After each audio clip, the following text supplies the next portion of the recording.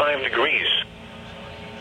Significant weather advisory for southern Johnson and northern Hill counties until 5:30 p.m. At 4:49 p.m., Doppler radar was tracking a strong thunderstorm near Covington for 8 miles south of Cleburne, moving east at 15 miles an hour.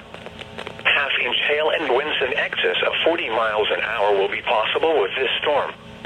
Locations impacted include Cleburne, Venus, Itasca, Grandview, Bloom, Covington, and Rio Vista.